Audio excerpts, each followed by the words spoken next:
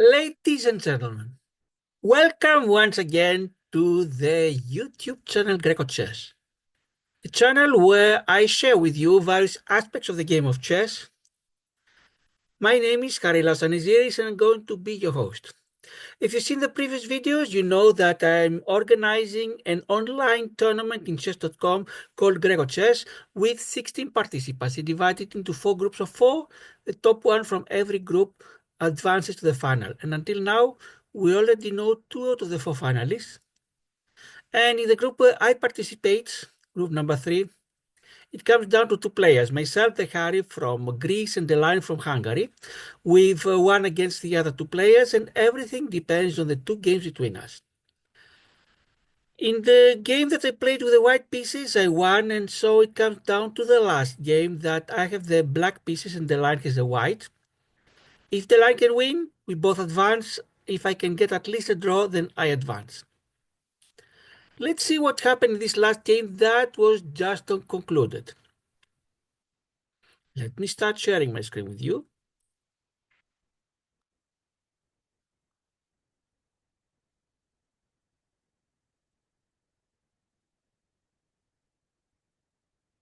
And as you see here, I'm only showing a part of the screen because I don't want to spoil the surprise. In the right half of the screen, you would have seen the moves and the game as it advances, but I don't want to spoil the result. So let's follow together as the game emerges move by move by move. As you see here, deleigne from Hungary has the white pieces and I have the black. My rating is higher than deleign's. I have 13-12 in the daily tournaments, contrasted to 10-37 with deleigne, but let's see what happened. Deleigne starts with the most popular move for white, pawn to e4, and I replied with the French defense, pawn to e6.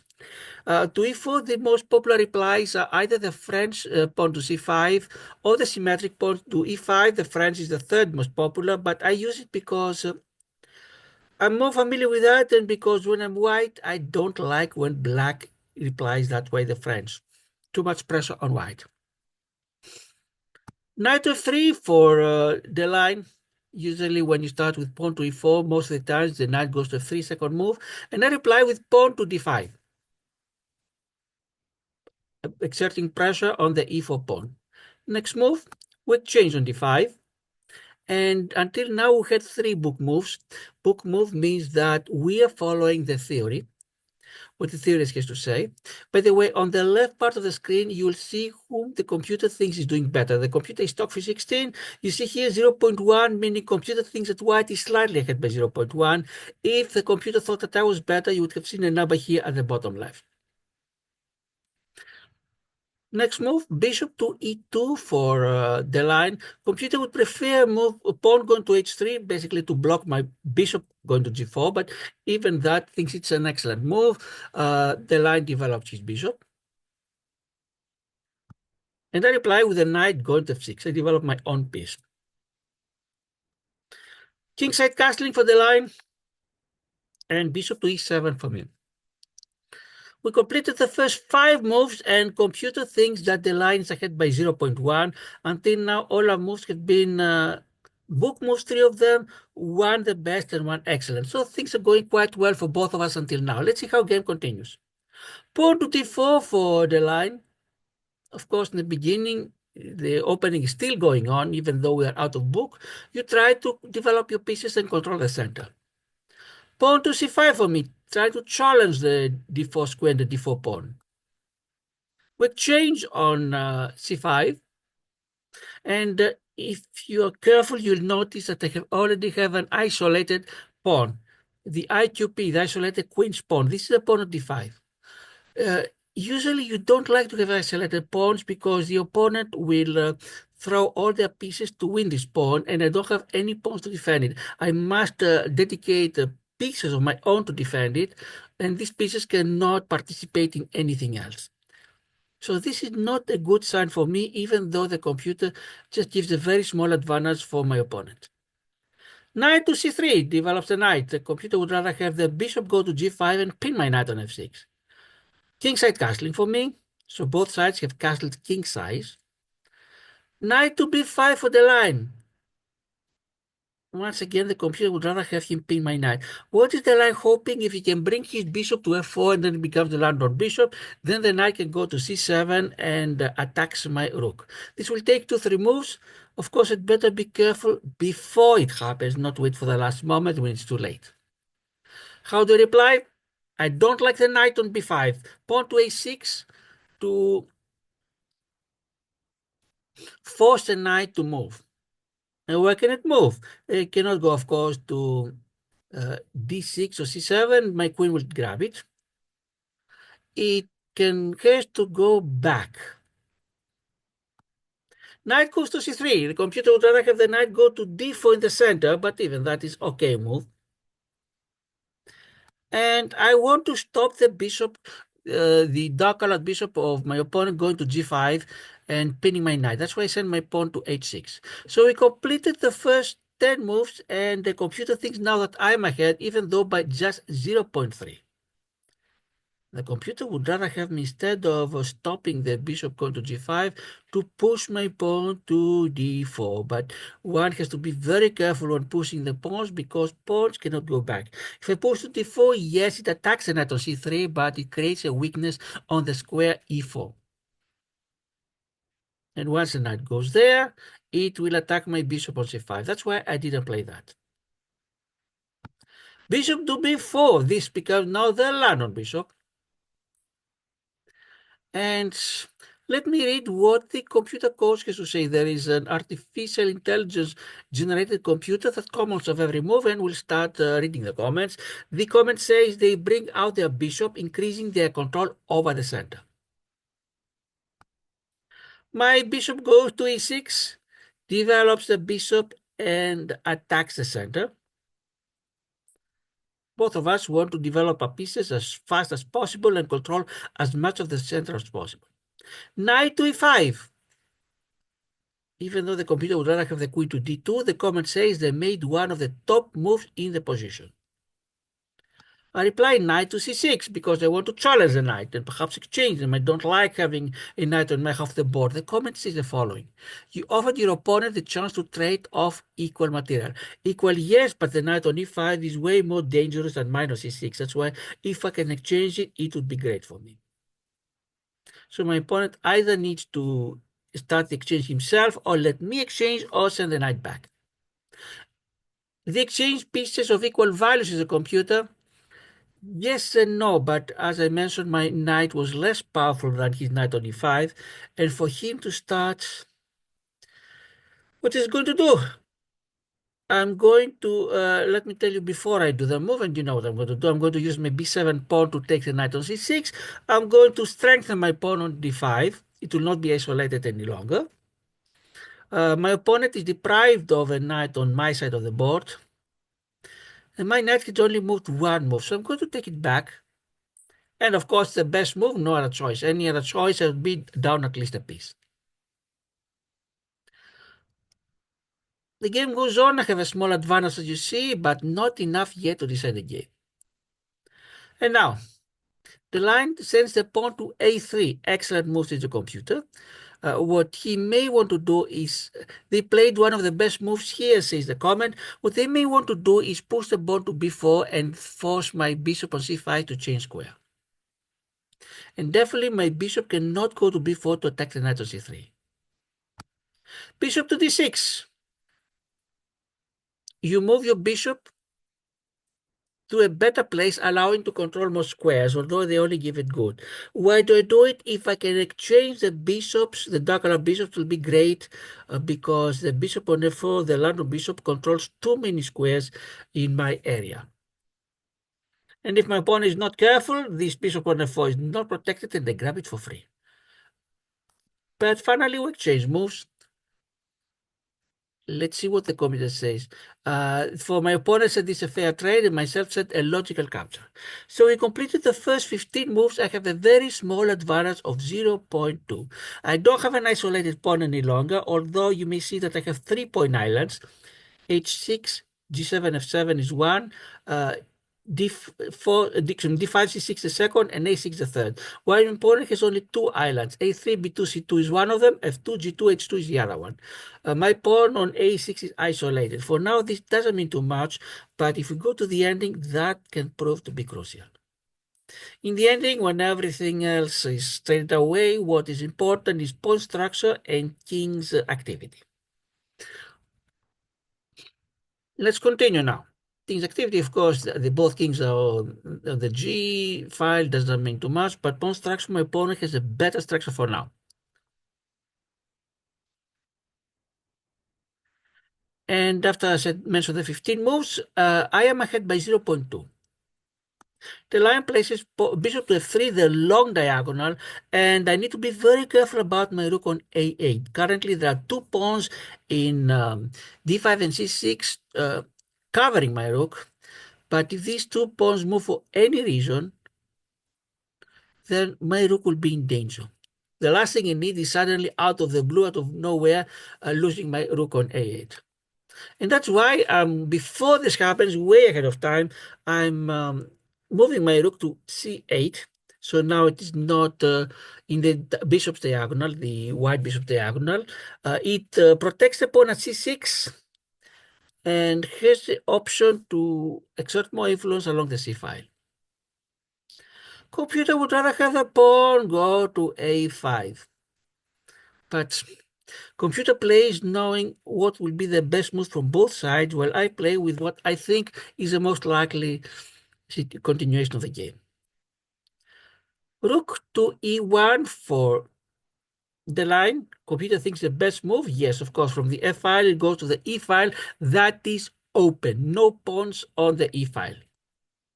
My rook goes to e8 to challenge the control of the e file. Pawn to b4. So the line starts a queenside attack.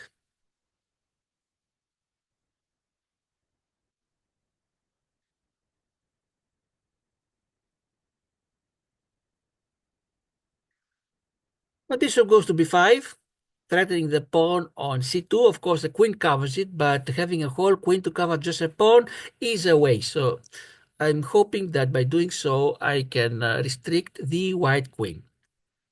Or if the white queen, of course, doesn't want to be restricted, I can gain the pawn.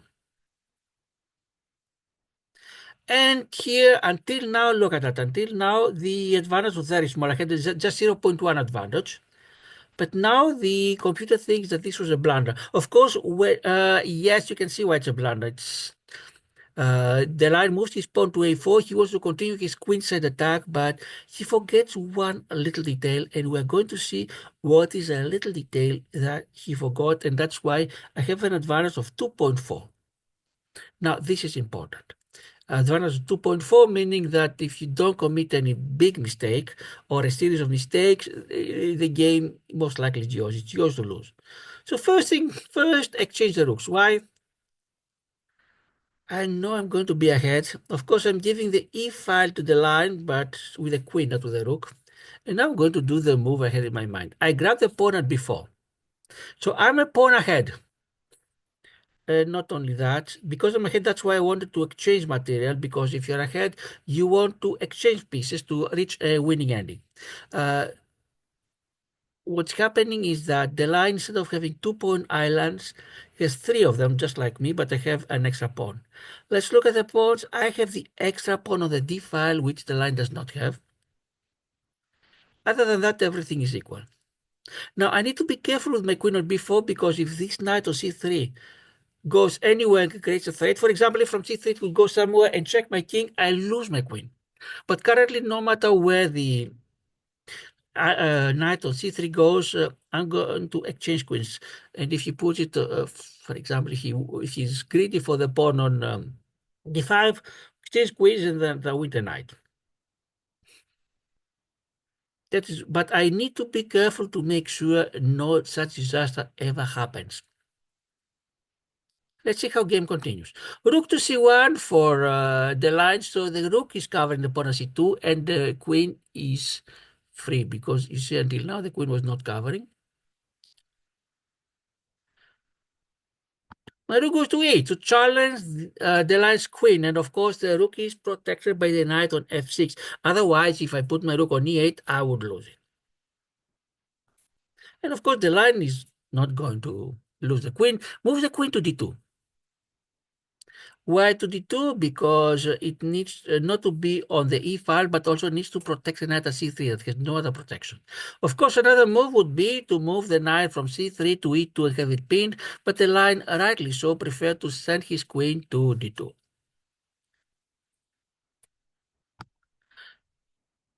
My rook goes to d8. Inaccuracies as a computer wanted to be opposite my opponent's queen. You permitted the opponent to move a knight to a more active position.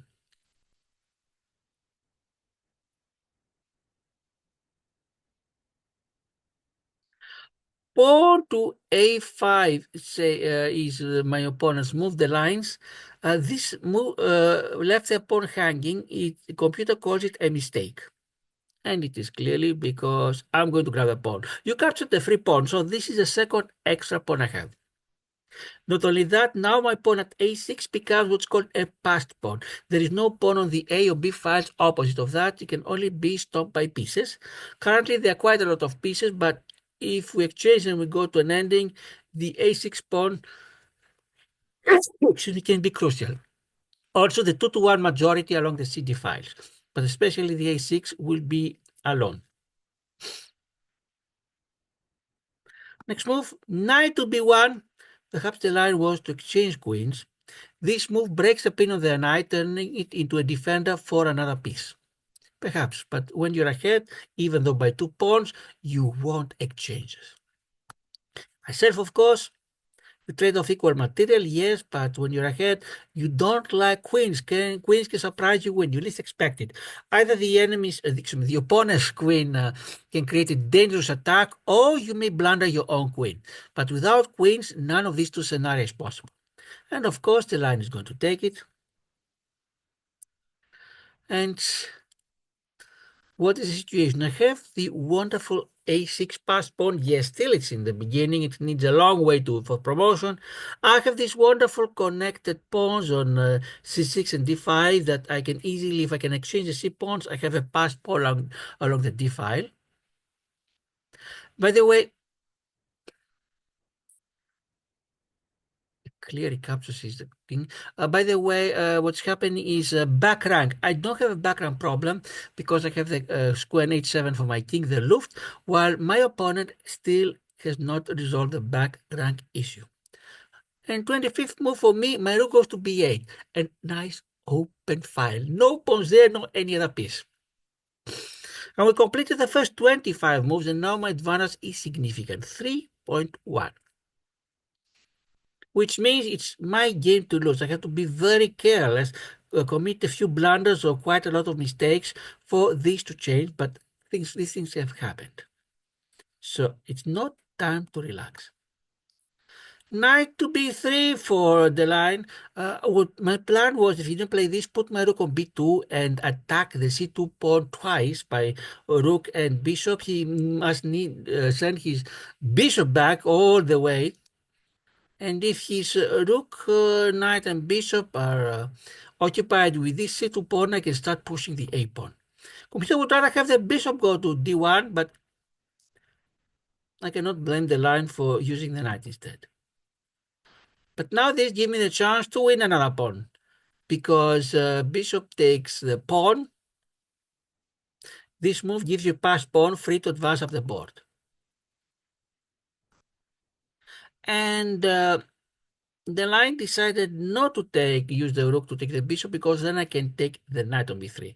And he rightly did so. Now he attacks my bishop twice with the knight on d4 and the rook on c1. It's not defended even once. So better be careful, because materially I'm ahead by 3 pawns. You see here the +3. But if I'm careless and I lose my bishop, the material goes down to 0 and it's an even game. So I might send the bishop somewhere that neither the rook on c1 nor the knight on d4 can capture. Where they send it? a4. This is a good time for you to get out of trouble, says the computer, which implies that yes, I was in trouble. Computer would rather have my rook go to b1 because we exchange rooks then, due to the pin. Next move, the line takes the pawn of c6. Why? Because now it cannot even defend the d5, so perhaps the line might have the hope that later on, currently there's a knight on f6 that protects it, but later on he might be able to take also the d5 pawn as well. What does the computer say? They've made a mistake and their knight now is lost. I take it with my bishop. My bishop from a4 takes the knight on c6. Nice, you found a way to win a knight. And you maybe wonder, how do I win a knight since the rook on c1 can easily grab the bishop on c6? We completed 28 moves that have an advance of 5.0, and you're going now to see what happens at the next move. Rook takes the bishop on c6. A mistake. You get a chance to force eventual checkmate. And at this point, as you may see, you see the m3. This means I have mate in 3 moves. How? Back rank issue. You may remember before I mentioned that my opponent had not yet resolved the back rank issue. And I know I have mate in 3 moves. When I saw this, I knew the end was near. Before I knew I had an advantage and I was going to win, but now it is coming very soon. Rook goes to b1, great move, says the computer. Rook to b1 is a great move. Your opponent has no escape. You can force a checkmate with the correct moves. And I don't even need to show the checkmate. What can my opponent do? What can the line do to stop the mate? Put the rook on c1 or the bishop on d1. If he puts the rook on c1, I grab the rook. Bishop goes to d1. I grab the bishop, it's checkmate. That is why at this point the line resigned. And I won the game. We're going now to see what does the review think about this game.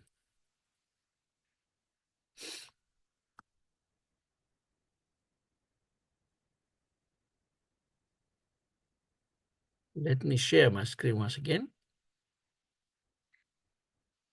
Where is the share button? Here we are.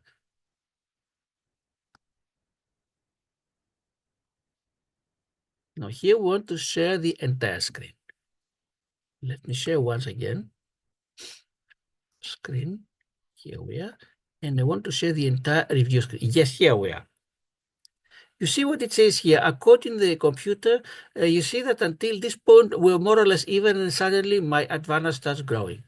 The line had 78.4 accuracy, and I had 94.7, and we played as if the line's rating was 1450, 400 points above his, and mine was 1950, about 600 points above mine.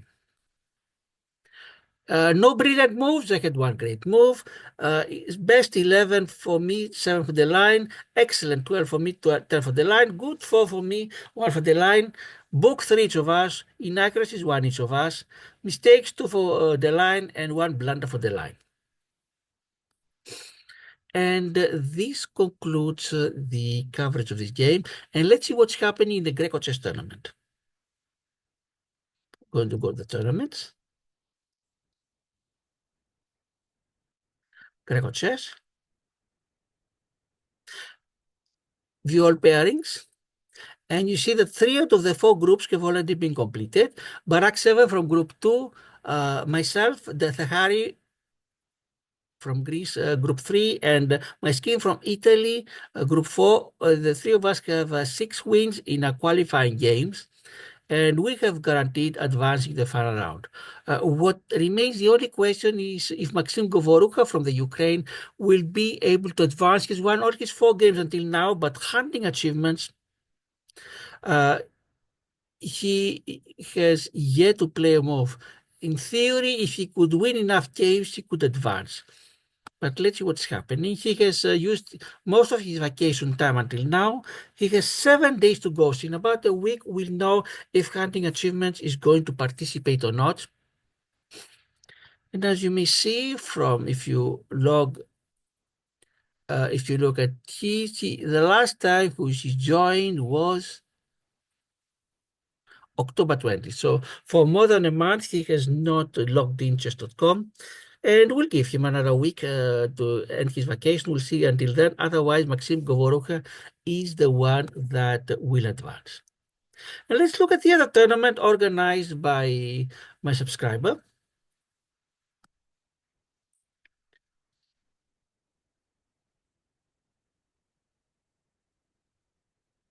Tournament called Underwater Moonlight, the Nine Moons Tournament.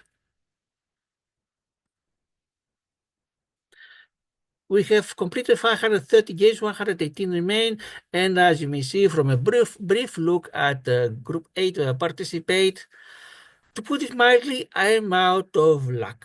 I'm already fifth, having completed all of my games.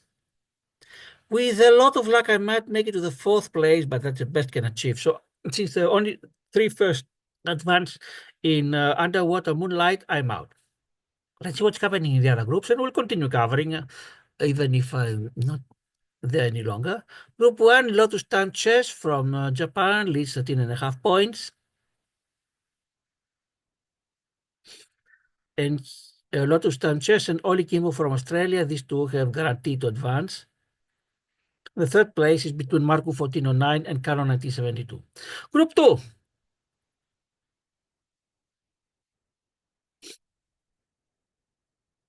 Try to do the math, and it seems that Spider 99 from Egypt is definitely advancing.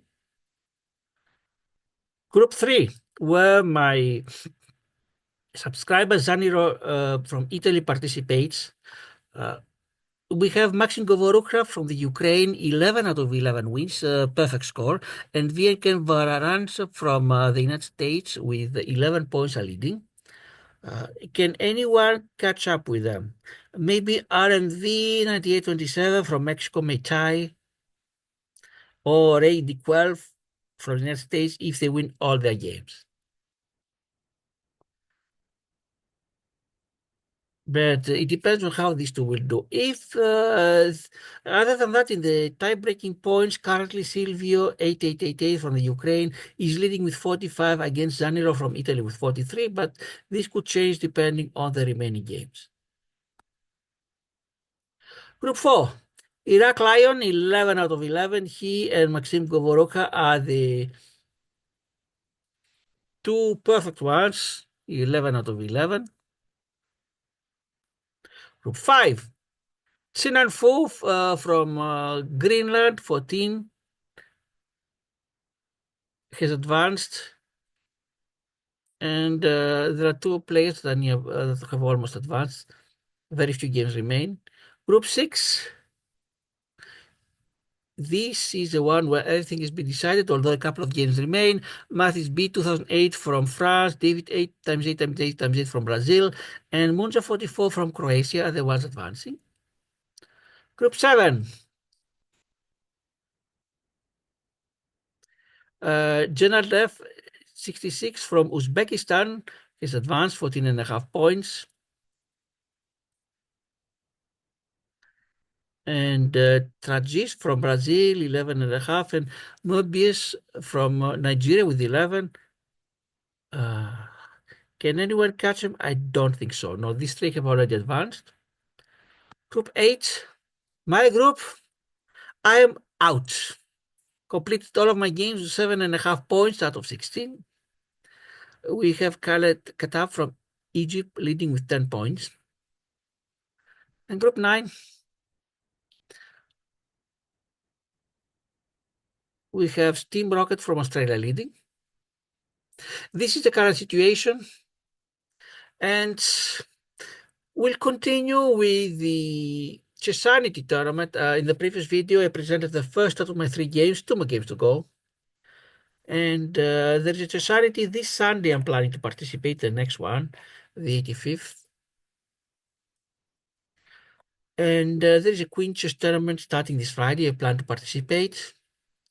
In the meantime, thanks for viewing. Thanks to all of my viewers. Thanks to my subscribers. If you have not yet subscribed, all you need to do is click the subscribe button and you'll be notified of my videos. And thanks to the nice comments we receive from time to time. This is Harry Lasoniziris, and this is my grecochess YouTube channel. For now, goodbye.